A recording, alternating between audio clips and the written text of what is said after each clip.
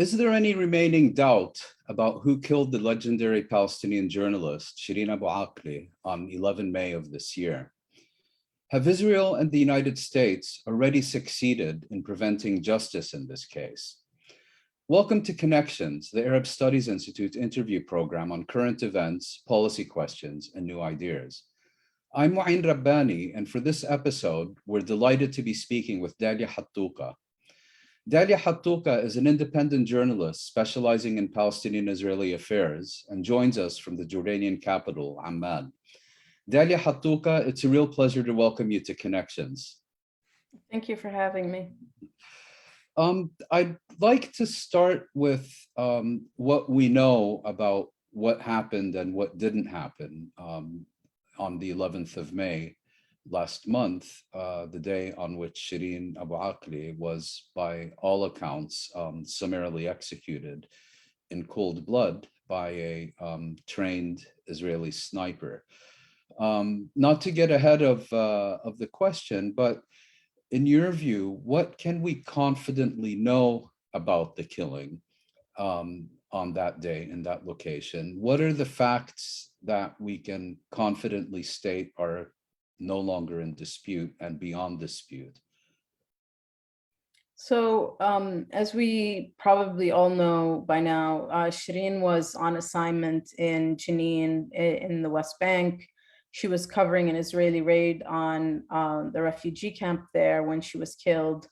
There are a couple or maybe a few videos of the incident, and Shireen was wearing a vest that was marked press. She was wearing a helmet. The shot came through the back of her head, and basically she didn't have time to take cover or anything, even though if you look at one of the videos that had been shot, she does take cover behind a wall and some trees, but an Israeli soldier still manages to shoot her in the back of the head. And I believe only an experienced shooter could have made a shot like that. So some of the facts, basically, at the beginning, Israeli authorities said that Palestinian fighters were responsible for her death. So they circulated video of Palestinian men shooting down an alleyway. Then researchers from renowned Israeli human rights group B'Tselem, found the spot where this clip was filmed. And it was 300 meters away with no line of sight to the place where Shireen was killed.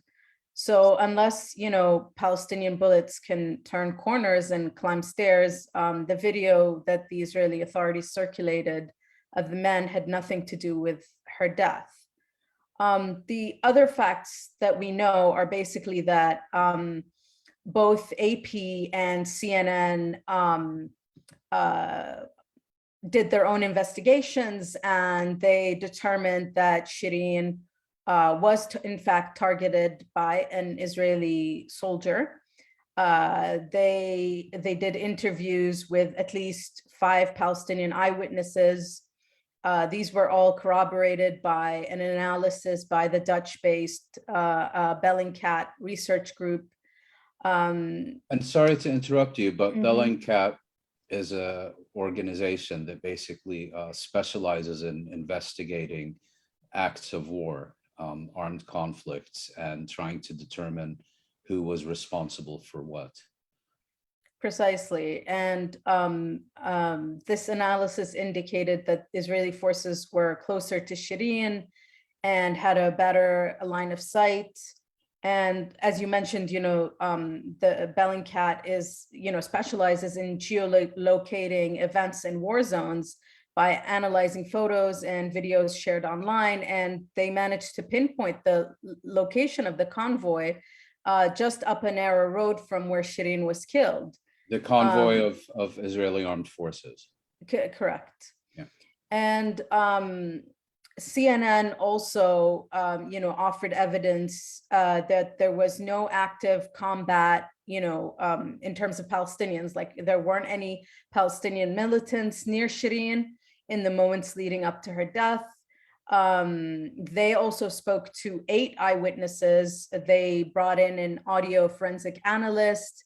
They got an explosive weapons expert, and they came to the conclusion that Shireen was shot dead in a targeted attack by Israeli forces. In other words, the claim by, or the conclusion, if you will, by CNN is not that Israeli soldiers or even snipers were just shooting at anything that moves or wanted to get journalists out of the way, but that they knew who this individual was and then targeted her precisely for that reason. Is that correct? I'm not sure if they knew who she was. I mean, it's possible that they did, but they knew she was a journalist. I mean, it was pretty obvious from the vest she was wearing. Also, Shireen and her team had this routine wherein when they see Israeli forces, they make it a point to appear before them to be like, hey, we are around, we are here, we are journalists. And they did that. And so ultimately the Israeli soldiers knew that they were there. Right. Whether they knew who she was, I honestly can't say. Well, let's assume that they didn't know who she was, but of course did know she was a journalist. If we were to explore a rationale for this killing, what could it be? I mean, one interpretation might be that there had been a series of ongoing and increasingly violent incursions by the Israeli military into Jenin refugee camp, and that this was perhaps an attempt to clear out the media and reduce scrutiny of their activities. Would that be a valid explanation, or is there perhaps something else? I think that's correct, but I also believe that Israeli soldiers who do this or who have done this in the past, because since 2000, the year 2000, I believe 45 Palestinian journalists have been killed according to the Palestinian Authority Ministry of Information. Mm-hmm. And since then, no Israeli soldiers have been held accountable for their death. So that suggests or provides evidence that the soldiers, are free to do whatever they want because they know precisely that there are no consequences or repercussions for their actions. And so it just becomes, it becomes this sort of game. I mean, put a gun in the hands of an 18-year-old and, feed them, racism and hatred and lies, and then see what happens. So, I mean, you've described a reality of impunity run amok, but at the same time, the Israelis have been very careful to deny accountability to the outside world. You mentioned that they initially provided a video that they apparently knew to be false, suggesting that there were Palestinian fighters in the area shooting at that same location. But more broadly, what has Israel's strategy to evade accountability for this killing looked like? So let me just first say that the killing of Shireen, has cast a spotlight on the high rate of Israeli attacks against media workers, especially Palestinians, because we know that they've also killed foreign journalists in the past as well. Tom Herndale, for example, a British journalist, sometime during the Intifada, and the relative impunity under which they operate. And the thing is Israel always does this. There are these steps that are usually taken after events like these or incidents like these, wherein they cast a shadow of a doubt on the killing or the maiming or whatever it is, and then they start to retract. But then ultimately what happens is that there is no outside pressure that comes in to have them investigate or probe or do whatever. So in this case, in Shireen's case, she was an American citizen, but so far we've seen not very much, pressure coming from the Americans. If anything, the Americans are relying on the Israelis for an investigation, which is absurd because you can't, rely on Israel. It's like they are the judge, jury, and executioner. So Not in it that just makes order, but point taken. yes, yes, exactly. And so and it's not just Americans, it's the acquiescence of the Europeans. I think this kind of atmosphere lets Israel get away with things. But you seem to suggest that there is a tried and true Israeli playbook for dealing with these issues. We know they have a specialized unit, I believe, within the Ministry of Foreign Affairs that when such an incident occurs, immediately convenes and tries to get ahead of the facts by putting out its own version, as you said, casting doubt, throwing shade, and all the rest of it. Have we seen that in operation in this case as well? Yeah, I mean, the first thing that comes to my mind is, the killings of 2 journalists in Gaza in 2018, Ahmed Abu Hussein and Yasser Murtaja. During the Great March of Return, I believe. Exactly. They were shot by Israeli snipers while covering the Great March of Return protests. And immediately when there was international outrage over their killings, immediately the Israelis said that Yasser Murtaja was somehow a member of Hamas. And they cast that doubt, shadow of a doubt. And unfortunately, a lot of mainstream media, Western media, just take that bait and sort of dehumanizing the person who has killed and ultimately turning them into the person that needs to kind of make it clear that they are not who the Israelis say that they are. So they're no longer a victim. And Sorry, please go ahead. No, I was just saying that, basically that's what they do. So this is one of the examples that I can think of that's, that was of late, basically. And you point to a wider problem, which is that foreign media will, on the one hand, repeat Israeli claims, even if they're only putting them forward as Israeli claims rather than established facts, but then don't invest the effort in investigating the veracity or otherwise of these Israeli claims themselves. And that allows them, in a sense, to let stand and gain credibility. But that also brings me to my next question. As you noted, Shireen Abu Akleh was also a United States citizen.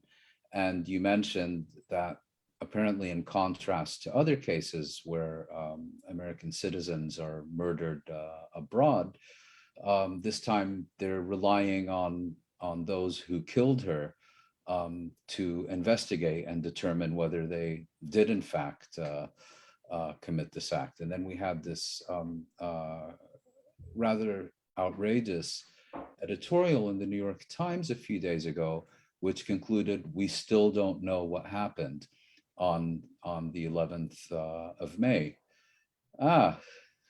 Sorry. We have a second guest on the program. Sorry about that. Don't worry about it.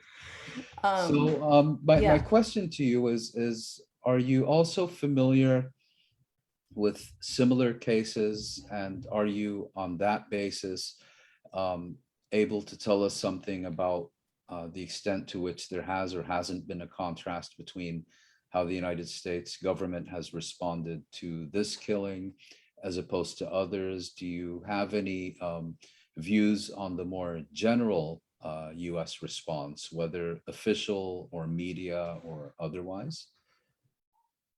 The first thing that comes to my mind is basically when American journalist Daniel Pearl was killed in an awful way, I believe in Afghanistan. I believe it was Pakistan. Or Pakistan, yes. Right, yeah. Sorry, he was a Wall Street Journal correspondent who was kidnapped and then murdered by Al-Qaeda in Pakistan in 2001 or 2002.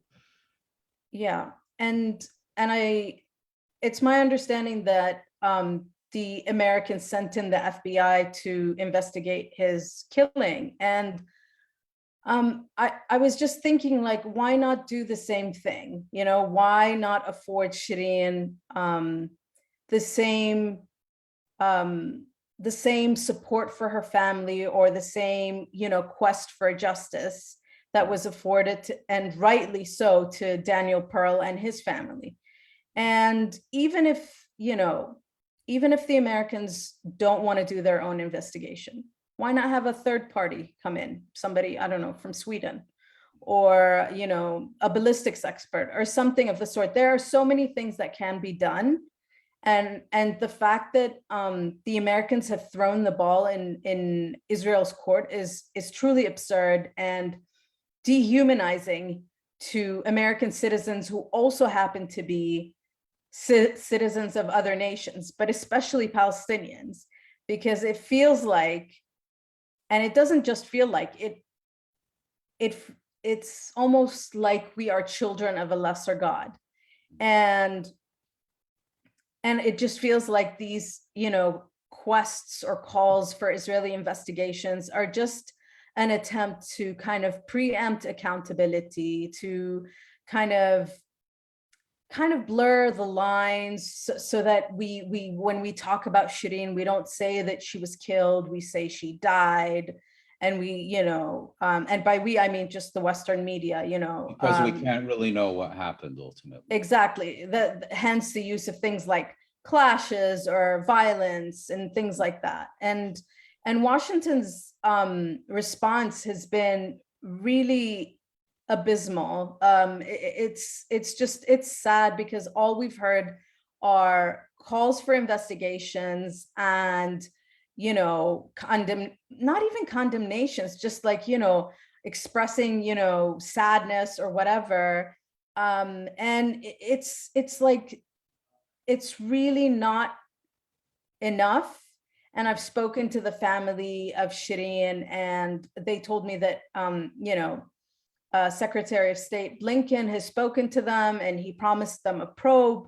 But honestly, so far we've seen nothing. And, you know, tomorrow it'll have been a month since Shireen died. And so far, the people who have been doing the work to, you know, to kind of raise attention to her murder and to get justice for her family have just been either journalists or her family themselves, you know? Yeah.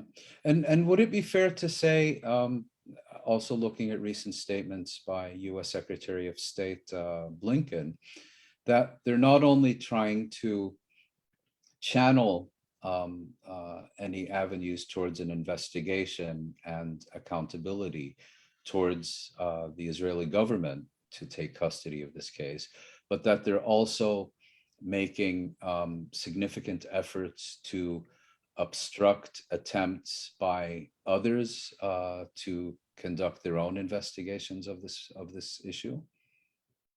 So basically, there, you know, again, Israel created this whole, you know, this whole scenario, or this whole, you know, a situation wherein it says, we cannot investigate because we don't have the bullet that killed Shireen.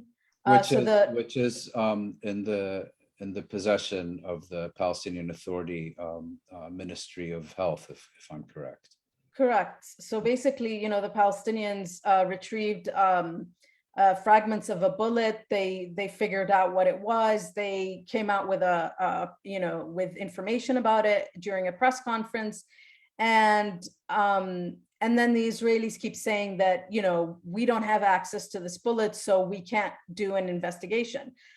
But really, I mean, and this sounds really simple, and I'm sure there's, you know, more nuance here, but ultimately the Israelis can just go to the site where Shireen was killed. There are markings everywhere, like on the tree trunk, on the walls. It's not that difficult. You do not need the actual bullet to figure out what weapon it came from. And so I believe, and these are the words of, organizations or rights groups like Human Rights Watch, the Israeli investigations or attempts at, probing such incidents are mechanisms to whitewash the murders that their officers or soldiers have committed. And so, again, the reality is there is no accountability for these sorts of abuses. And at the end of the day, all the Israelis can do is just keep creating these situations where everybody starts second guessing how and why this person was killed. So listening to you, Dalia, should we conclude that Israel's gotten away with murder? Can there be justice in this case? Honestly, I don't know. But again, like the first thing that I can think of when you ask me that is that we haven't heard anything about the death of another Palestinian American who died in January. His name was Omar Assad. He was a 78-year-old man. He died in January after he was arrested by soldiers in the West Bank. Near Turmasaya, I believe. Yes, and he died when soldiers stopped his car. They blindfolded him, they bound him, they led him away to a building under construction. And then he was found dead in the building after the soldiers withdrew, and he had, plastic zip ties around his wrists. And his family never got justice for his death. I think that what happened was what the soldiers involved got was like the equivalent of a slap on the wrist. The US administration didn't press the Israelis further on the matter. And that makes me very fearful that they will do the same to Shireen. And the Europeans, of course, will express concern, sadness, hope this issue goes away. Exactly. And apart from, condemnations and asking for a thorough investigation, I haven't heard anything. I mean, honestly, most of the reactions have been spineless.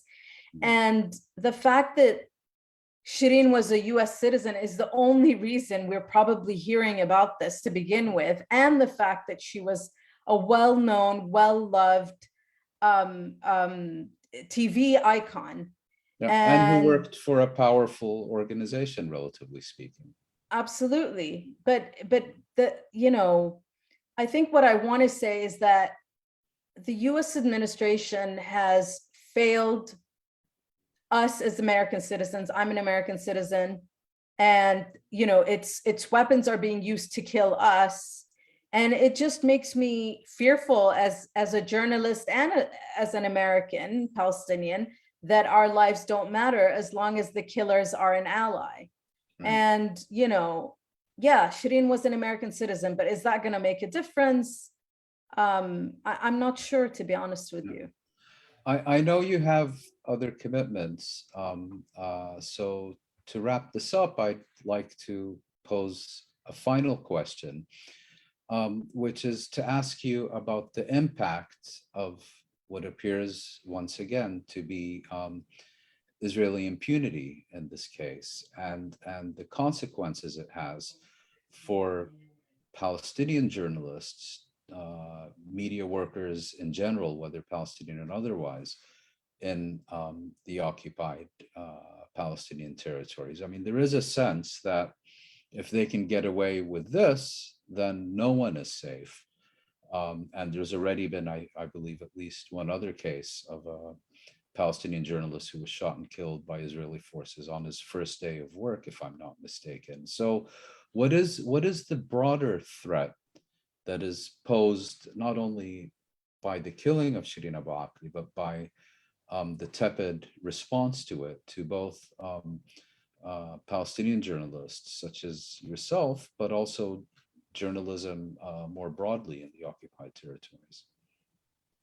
Honestly, it creates an atmosphere of fear, and it creates an atmosphere wherein journalists feel like, one moment they could be here, one moment they're gone, and no one is, I mean, yeah, obviously someone's going to care, but in terms of like finding, getting accountability and justice, I don't think any of the reporters I've spoken with feel that, they would be given that if they, God forbid, get killed or maimed or something of the sort, in the field.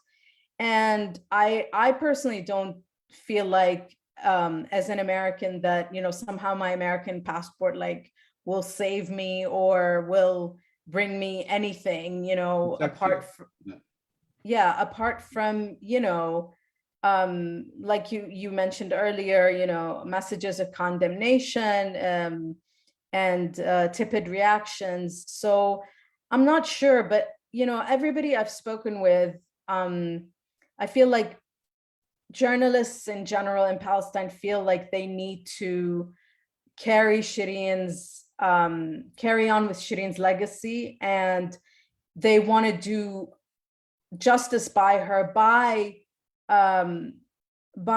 moving and by working and by doing all the things that she used to do. And so there's a mixed feeling, like, yes, there is fear, but also, we are not going to like back out just because, ultimately Israel is afraid of the truth coming out through journalists. So the determination to continue with the mission of exposing reality in Palestine will be her legacy.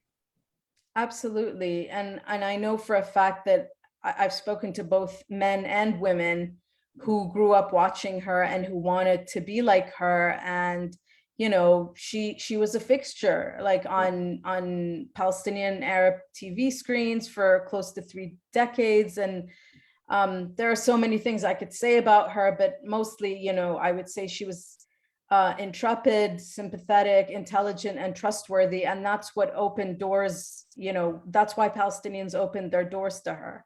Right. And I would very much also like to ask you about her role as a model, not only for Palestinian journalists, but also specifically for Palestinian and Arab women who wanted to pursue a career in the media. But given time constraints, we'll leave it at that and leave that for another time. Dalia Hatuqa, thank you very much for taking the time to share your knowledge and your insights with Connections. Thank you for having me.